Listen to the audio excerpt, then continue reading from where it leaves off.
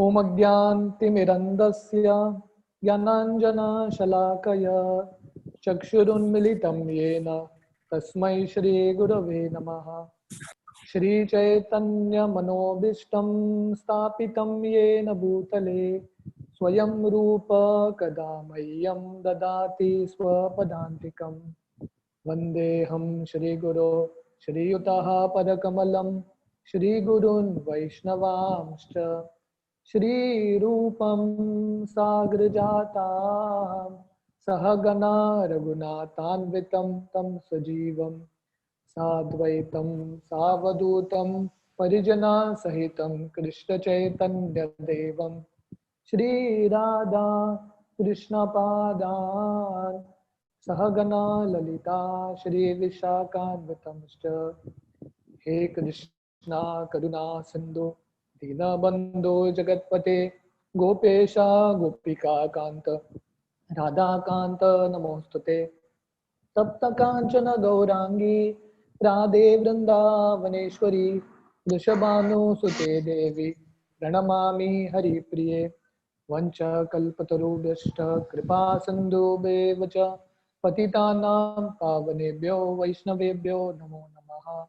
जय श्री कृष्ण चैतन्य प्रभु नित्यानंद श्री अद्वैत गदाधर श्रीवासादि गौर भक्त वृंदा।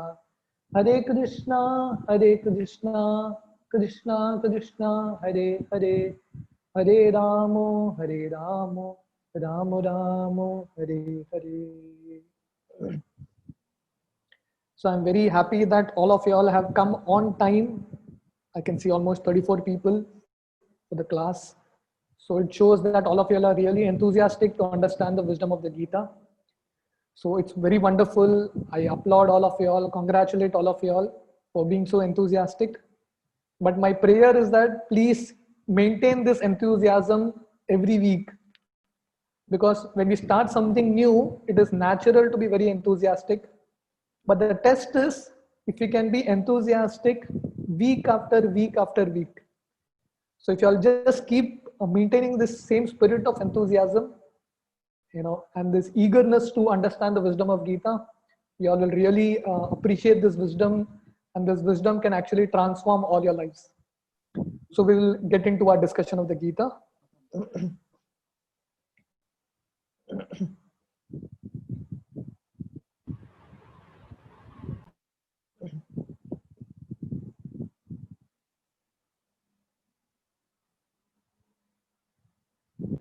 Okay, so last week we had started the first chapter of the Gita. The first chapter of the Gita is called Observing the Armies on the Battlefield.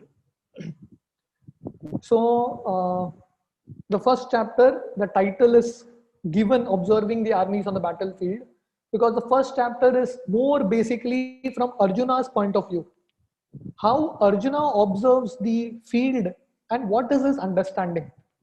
So we will see as we discuss the first chapter, we will see that the result of Arjuna observing the battlefield with his own eyes and with his own mind is that he lands into confusion. Towards the end of the first chapter, we will see this. So that is why this chapter is called Arjuna Vishada Yoga. Vishada means lamentation or confusion. So Arjuna's confusion leads to yoga. Yoga means union with God, connection with God. So even though Arjuna is confused, but the beauty is that in that confusion, he takes shelter of Krishna and hears the wisdom of Gita. So that is why the first chapter is called Arjuna Vishada Yoga. So the first chapter is basically setting the scene. The scene is set for Krishna to speak the wisdom of the Gita. So we were discussing the first verse. We had started to discuss this. We can repeat it again. Dhritarashtra Dharma Kshetre Kurukshetre Samaveta Yudsavaha Mamaka Pandavaschaiva Kim Kurvata Sanjaya. Dhritarashtra Dharma Kshetre Kurukshetre Samaveta Yudsavaha Mamaka Pandavaschaiva Kim Kurvata Sanjaya. So just by repeating these verses, if y'all can just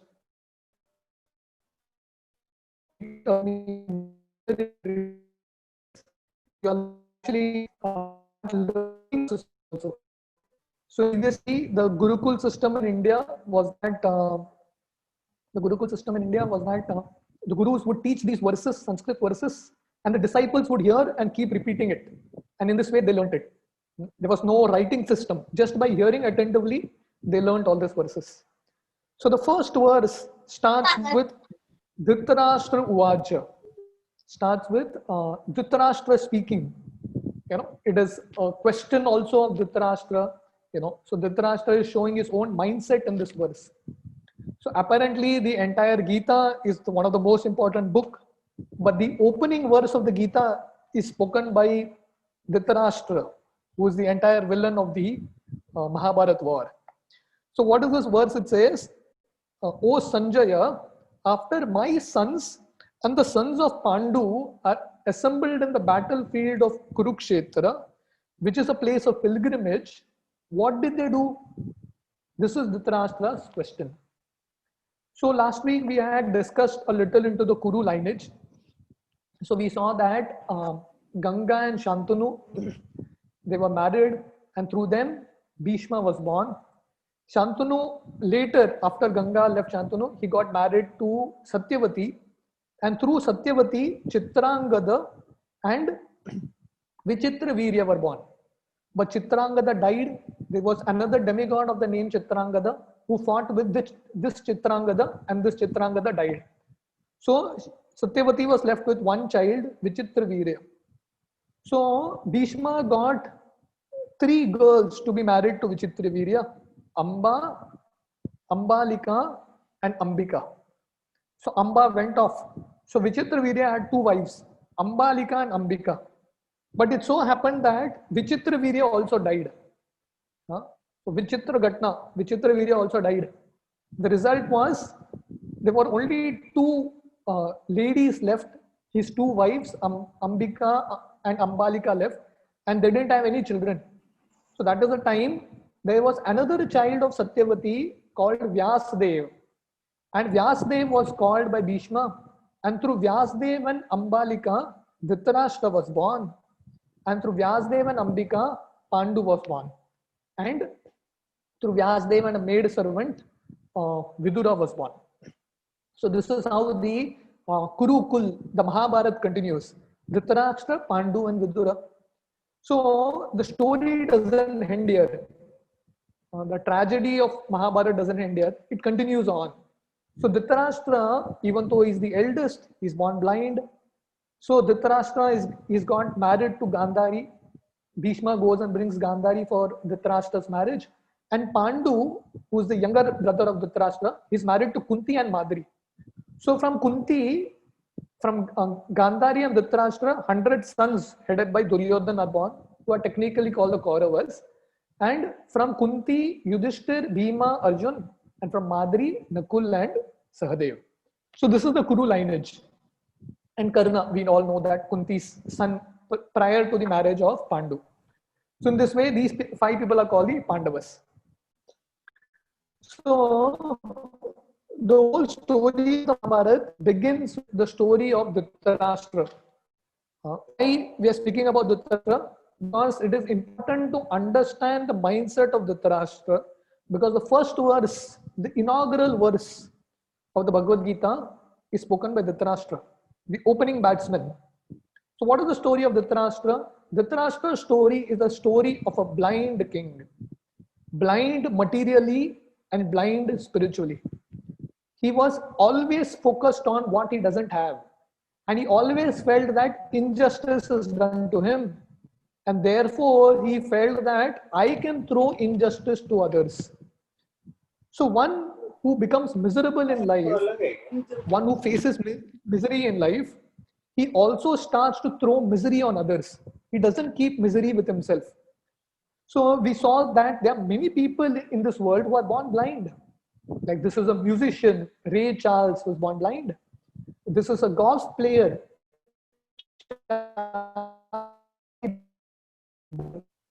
So this is Ashraf Armagan, a gifted painter who's born blind, right? So all these people are born blind. This is Surdas, a great devotee who's born blind. But though all of them were born blind, they didn't complain about their blindness. They used it, they accepted it, and went on. So acceptance is something that's very important in life. We all, none of us are perfect in this world, barring God. Only Krishna, the Supreme Lord, is perfect. So we all have imperfections. So what we need to do, we need to accept and embrace those imperfections. This is what I am. There are so many things in life we can't change. What do? Just accept ourselves the way we are. Hmm? Just like if someone is born blind, what can you do? Just accept. Because when you keep fighting with reality, your life becomes miserable and then you start throwing misery on others. So Dhritarashtra never could accept the fact that this is what he's come with. Therefore, he couldn't focus on the positive aspects of life. So all of us, we have choices whether we have to focus on the positive aspects, the blessings in life, or the negative aspects and the curses in life. So the first lesson is one's ambition should not affect oneself and others negatively. So ambition is perfectly okay. Everyone can be ambitious. Dhritarashtra was ambitious. He wanted his sons to be the king. Perfect. Your ambition is okay, but not at the cost of others. Just because of our ambition, we can't selfishly keep throwing misery on others. Okay, I can't see the chat. In case you all can't hear my voice, someone unmute yourself and tell me. Yeah? I'm not able to see the chat. Okay. So ambition is fine, but our ambition should not negatively affect others. One time, there was a shipping company who was exporting crabs, live crabs. So what they would do was, they would take a container filled with crabs, live crabs, lakhs of crabs. And this container was on the ship, supposed to be exported to some other country. But the lid of the container was not put. So someone asked the ship owner, these are alive crabs. What if one crab jumps out of the ship and goes into the water? You are not putting the lid for the container. So this guy told him, don't worry. The nature of crab society is, if one crab goes on top, 10 crabs pull it down. So therefore, no one will go out of this. Everyone will remain in this container. So similarly, in this world, when people start growing, if we are very negative, then what we do? We start pulling the other people down. So this is not right. So we need to, our ambition is okay, but we should also know that others also have their ambition. So we should give scope for everyone. So the story continues that Dhritarashtra was a blind father, but along with being blind, he was also a silent father. Silent father means what? Even though he knew very well that his son Duryodhan is completely wrong, and in front of his eyes, Duryodhan was doing all wrong things, but Dhritarashtra didn't stop Duryodhan. He allowed the son to keep going on the wrong path. He allowed his son to keep going down the wrong road. So this is what silence does. So we explained the story last time that one time there was a criminal, he was about to be hanged, and before this criminal was supposed to be hanged, the people who were supposed to hang him, they asked him, do you have any last desire? So the criminal said, yes, I have one desire. I want to meet my aunt. So his aunt was brought in front of him. So this guy bit the ear of the aunt, ate that ear out. So he told his aunt that it is because of you that I am dying today. Why? Because in my childhood, when I was doing small criminal activities, I was stealing someone's pen, doing small things, robbing someone's pocket, robbing someone's purse. You didn't stop me at that time. The result is I have reached the stage where I have to lose my life. If you had corrected me initially, I wouldn't be in this stage. So that's why when we see something wrong going around, it is important for us to correct. It is important for us to express ourselves and tell people what the right path is. So there's a saying in English, the world doesn't suffer because of the actions of wrong people. The world suffers because of the silence of the right people. The world doesn't suffer because of the actions of wrong people, but the world suffers because of the silence of right people. So when you remain silent to wrong activities, you not only destroy yourself, but that person and the world also. So even though Duryodhan was evil, but a bigger evil than Duryodhan was his father Dhritarashtra. He was the root of all evil. So the lesson two is that all leaders should be responsible to train their dependents. This is something that's very important. It is the responsibility of every leader to train their dependents. And who is a leader? Practically everybody is a leader. Parents are leaders. It is the responsibility of parents to train the children properly, to make decisions, what is right, what is wrong. It is the responsibility of teachers to train the children, train our students to become responsible children, to not go on the wrong path. It is the responsibility of politicians, everyone who's on a leadership post in small way, big way. It is everyone's responsibility to train their dependents. Just like there is a saying, how do you judge a tree? A tree is judged by its fruits. So how do you judge a responsible leader? It is a responsible leader is judged by what kind of subordinates he creates, what kind of dependence he creates.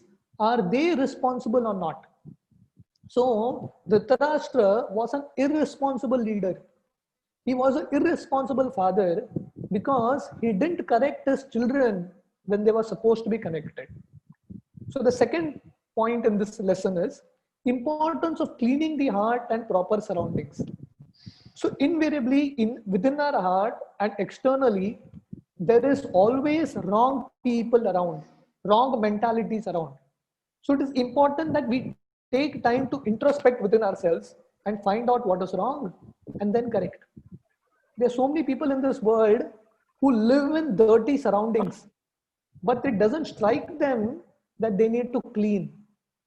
So cleaning Swachh Bharat is not the government's responsibility alone.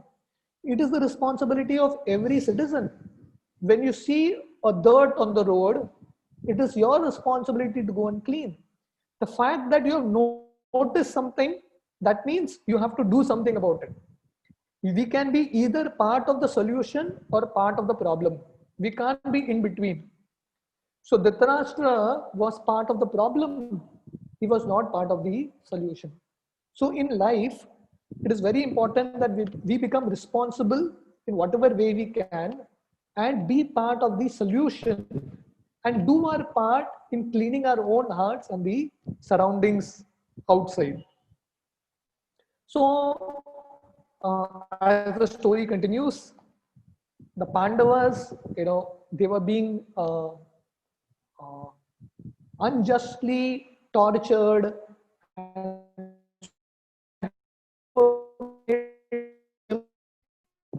but Shri Krishna. Was to the throne anyway.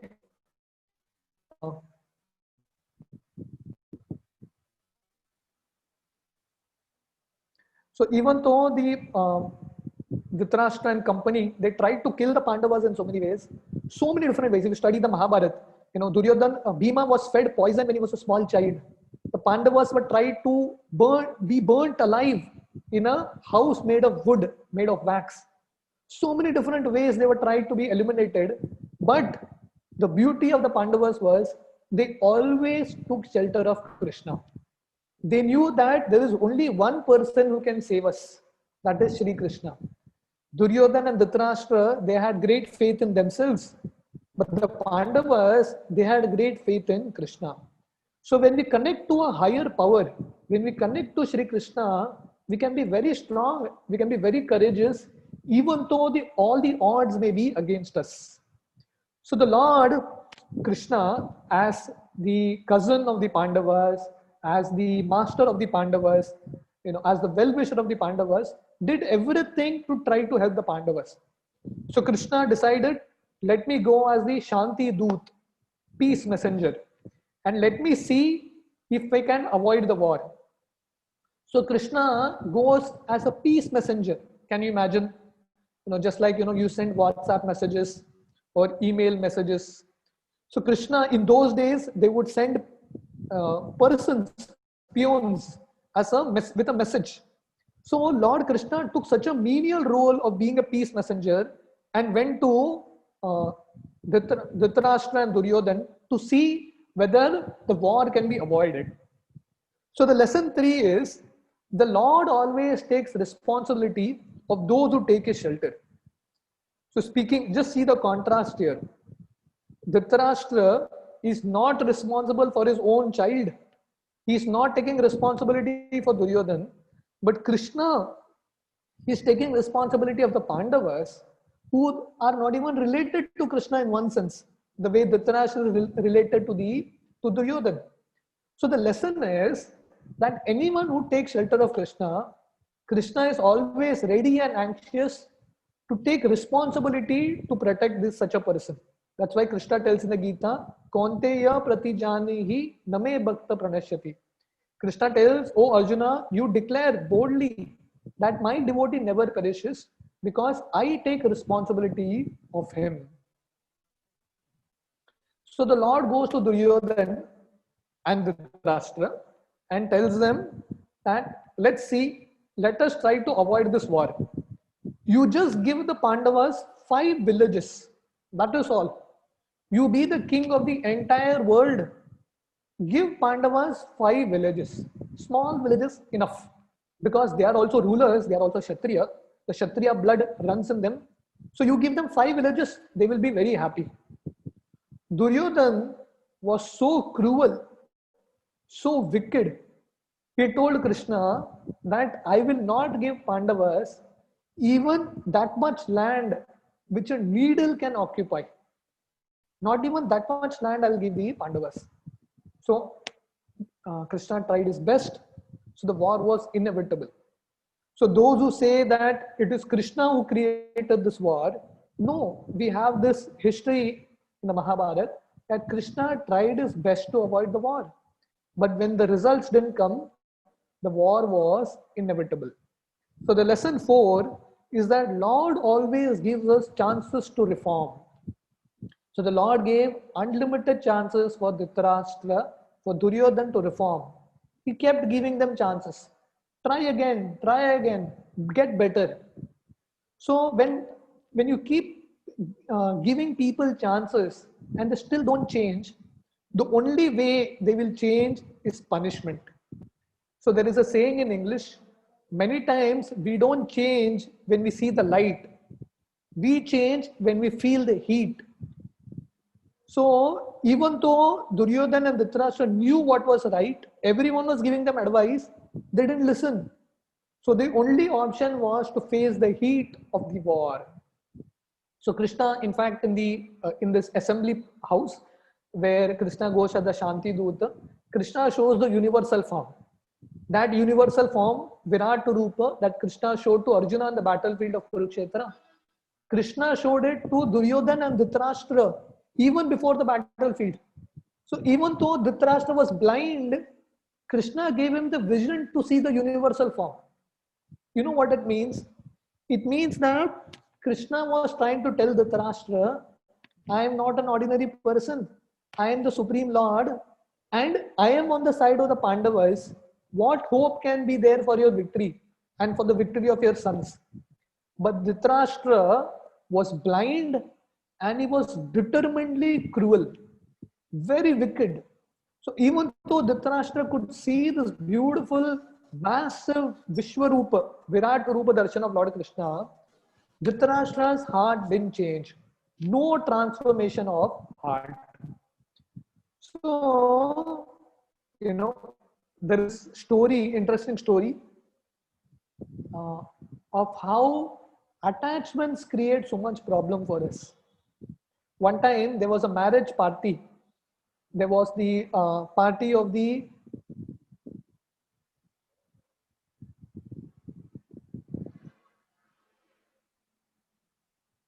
uh, my voice is okay, right?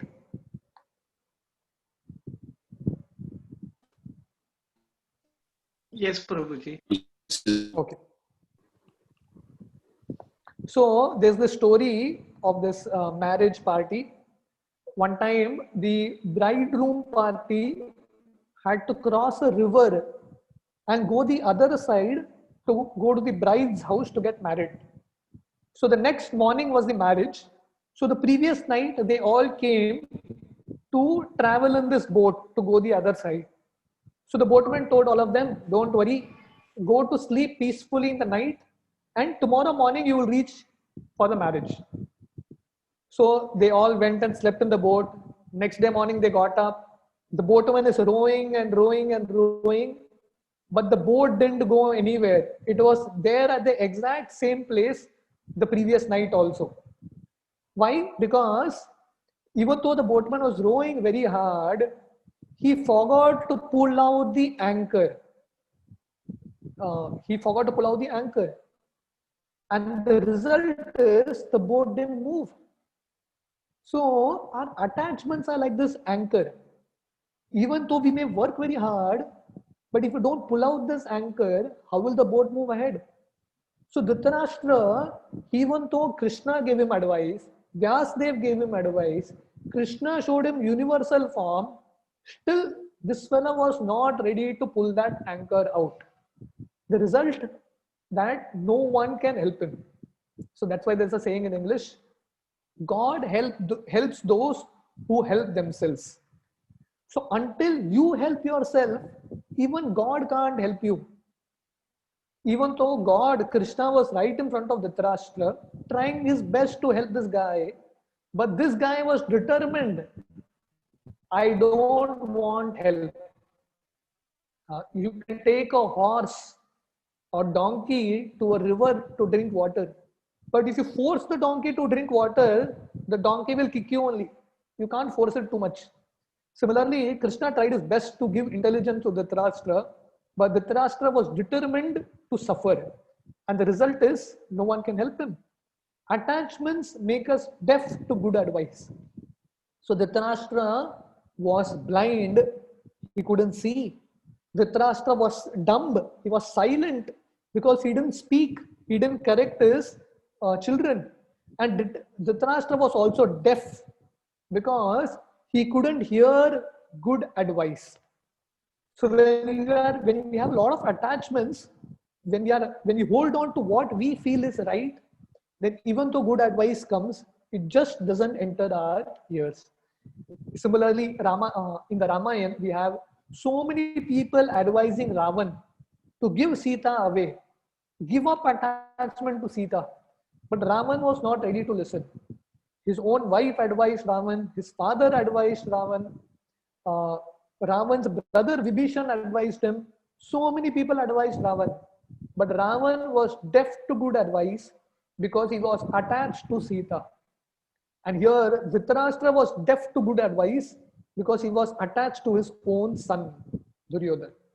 So the lesson in both the places is the same. In both the epics that we have, the Mahabharata and the Ramayana, the lesson is when we are attached, when we are wrongly attached, that attachment leads to our own destruction. So now the war is inevitable. Krishna tried his best to bring about peace, but it couldn't happen. Now, finally, the war is happening, and both the Pandavas and the Kauravas are now standing on the battlefield of Kurukshetra, facing each other in this inevitable war.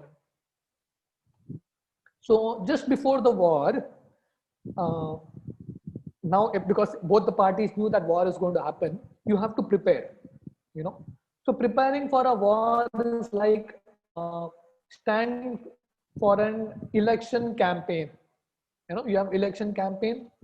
So, for those many days, a month or so when the election campaign runs, so everyone tries to gather his party. Everyone tries to, bring ministers to his side. He sees, how much more we can increase the strength of our party. So similarly in this war also, Duryodhan and Yudhishthir and Arjuna, both of them wanted to increase the size of their, uh, the fighters that they had, soldiers that they had. So it so happens that this is a very interesting story that Duryodhan and Arjun both go to Dwarka to see Krishna. So Arjun comes first, and Arjun comes and stands at the feet of Krishna. Krishna is lying down, sleeping still, eyes closed. So Arjun comes and takes a position at the feet of Krishna. Why? Because Arjuna is a great devotee. The devotee always wants to stand next to the feet of Krishna, not near the head of Krishna. Duryodhan comes a little while later and goes and stands at the head of Krishna, because Duryodhan doesn't know the concept of feet.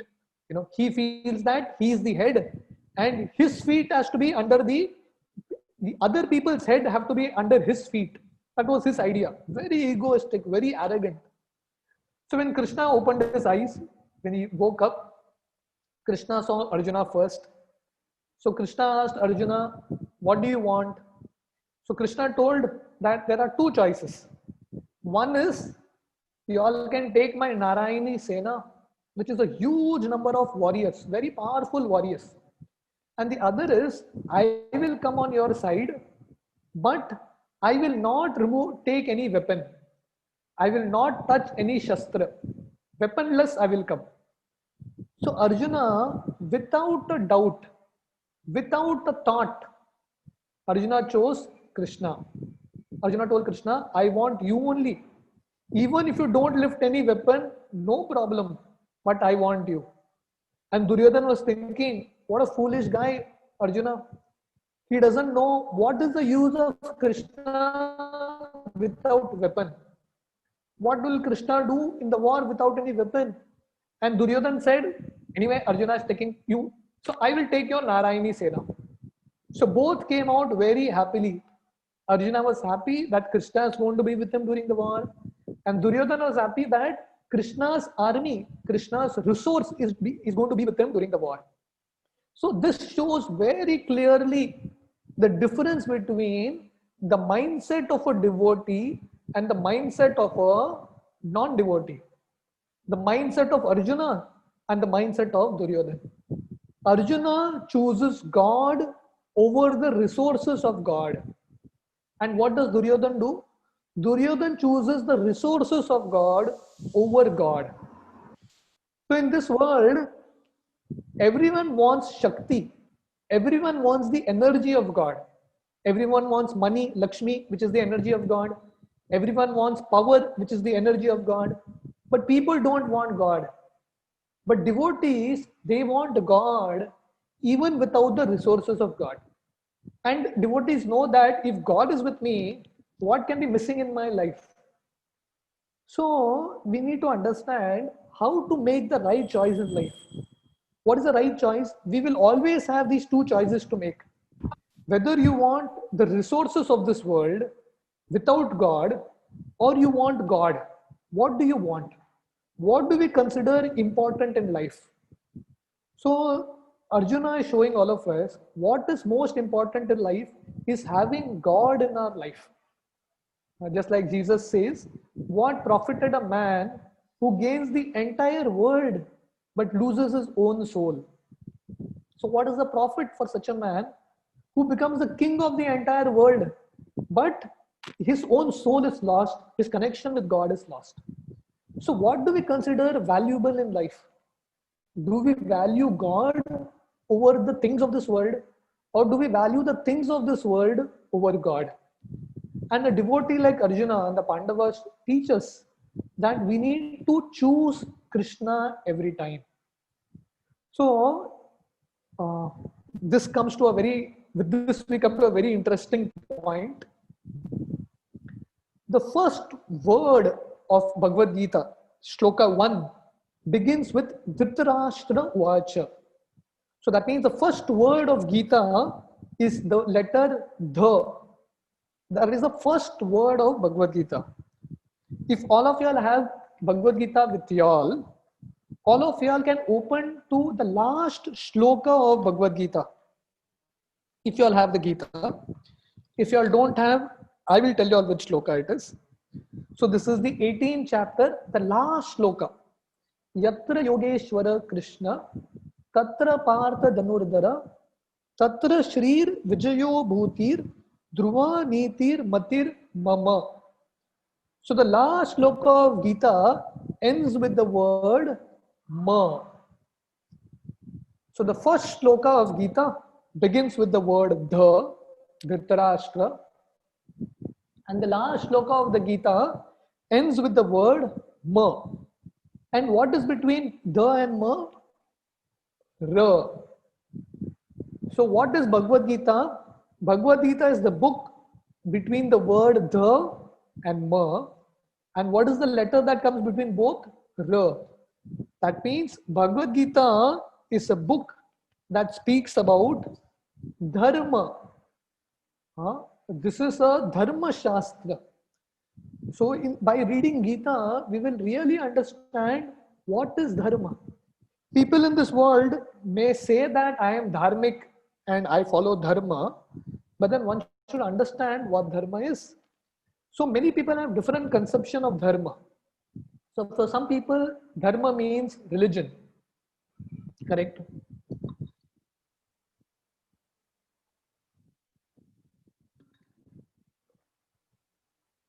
For some people, dharma is religion.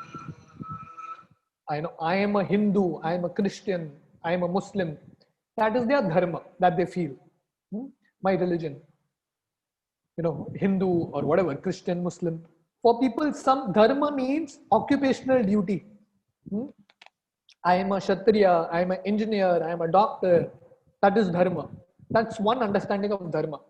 You see, Sanskrit words, the same word can have different meanings. But what is just like a soldier, his dharma is to fight. But actually, what is the real meaning of dharma? The real meaning of dharma is the inseparable quality of an object. Something that you can't separate from that object is called dharma. It's called a constitutional position. I'll give you an example. What is the dharma of sugar? The dharma of sugar is to be sweet. That means you can't separate sweetness from sugar. You can't say salty sugar. Not possible. Sugar means always sweet. So that means something, the quality that cannot be separated from sugar is called the dharma. So the dharma of sugar is sweetness. What is the dharma of salt? To be salty, isn't it? You can't say sweet salt. There's no meaning to it. Salt means salty. At any condition, salt will always be salty. So the dharma of salt is to be salty. What is the dharma of chili? To be hot, to spicy. That is the without that chili. Similarly, what is the dharma for all of us? What is the dharma that Gita is speaking about? So dharma has three different meanings: religion, duty, but the highest understanding of dharma is constitutional position, or that which cannot be separated from us. So as Atma, what is our duty? The duty of the Atma, the dharma of the Atma is to serve the Supreme Lord, the Paramatma. That is the duty. And that is why Krishna speaks the Bhagavad Gita to teach us what our real duty is. Yes, we do have duties of our own bodies, but the most important is the duty of the soul, which is to take time to serve God. This is the most important duty that Krishna speaks about.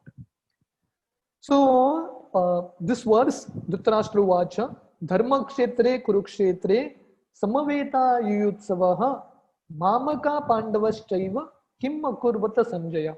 So, Dhritarashtra is asking, after my sons and the sons of Pandu have assembled in this place of pilgrimage called Kurukshetra, what did they do? So, what does Kurukshetra mean? Some people who interpret Gita, they say that Kurukshetra is our body. And the 5 Pandavas are our 5 senses, and Krishna is our mind. And the Kauravas are the wrong elements. That is not the understanding. The understanding is, it is not that Kurukshetra is our body and the Pandavas are 5 senses. That's not the understanding. Kurukshetra is an actual place. It is not a symbolic representation. It is an actual place. So if you all still go right now close to Delhi, you can take a train for a few 100-200 kilometers from Delhi, is actually a place called Kurukshetra. It is in this place that the war of Kurukshetra happened. So there is this railway junction, Kurukshetra junction. So this place still exists.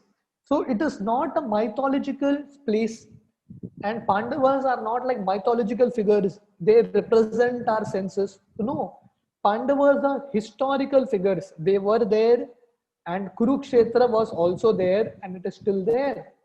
In fact, the exact same place where Krishna spoke the Gita to Arjuna under a banyan tree, that same Ashwatha Vriksha, the banyan tree, is still there. So people who don't have faith that does Krishna exist, was such a person called Krishna there, was Pandavas actually there, or are these imaginary stories? So you all,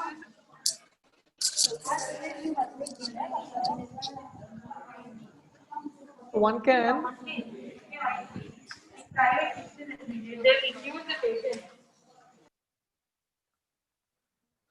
actually go to this place and witness all these things. So these are not just mythological stories, these are actual facts. So another important lesson is, one should not misinterpret texts. One should not give your own understanding of the text. This is something that's wrong. So Srila Prabhupada, in the introduction of the Bhagavad Gita, if you all have time, you all can read it. Srila Prabhupada says that almost there are like 900,000 versions of the Gita. So many people have written their own understanding of Gita. But Gita is not something to be, you can't give your own interpretation on Gita. You have to learn it from the right source. So one cannot misinterpret the text of the Gita. That is why Srila Prabhupada says that there are so many Gitas out there, but no one's lives have been transformed by reading the Gita. Only by reading Srila Prabhupada's Gita as it is, there is transformation of life. So why is Kurukshetra called Dharma Kshetra?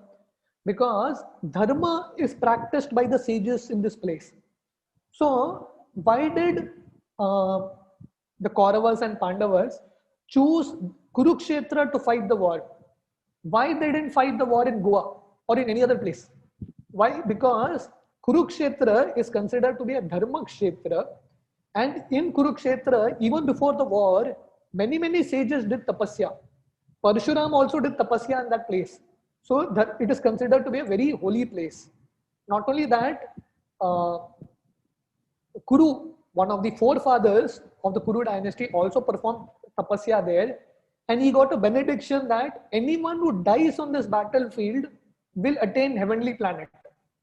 So that is why they chose Kurukshetra, because on either side, whether the Pandavas die, Kauravas die, any soldier dies, at least they will get heavenly planet. That is why they use their intelligence in fighting also in Kurukshetra, in a holy place.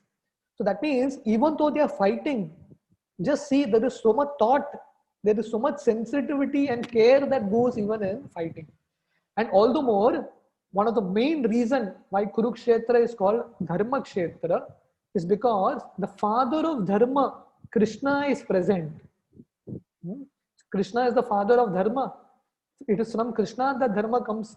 Dharmam tu Sakshat Bhagavat Pranitam. What is Dharma? Anything spoken by God is Dharma.